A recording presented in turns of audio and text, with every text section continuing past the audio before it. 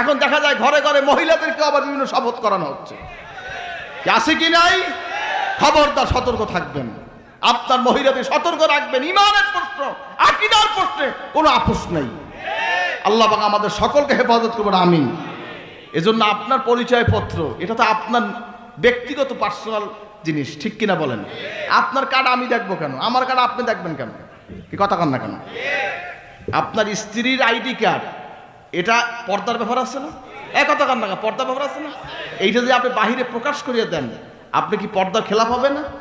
এখন ওজোর পাসপোর্ট লাগে, আপনি হজে যাবেন পাসপোর্ট লাগে, এইটা যে সবাই দেখাইয়া বেড়ান, এই দেখো আমার বউর পাসপোর্ট, এই দেখো সবাই দেখো, হইল? কথা কন না কেন? আপনি এয়ারপোর্টে গেছেন, স্ক্যানিং হয়েছে, মহিলা আপনার অফিসার আপনার স্ত্রীকে চেক করছে তার পাসপোর্ট ঠিক আছে কিনা, দিয়ে দিয়েছে, সিল দিয়েছে, চলে গেছে। পর্দার খেলাপ হয়েছে? কি কথা কন না, খেলাপ হয়েছে? হয় নাই।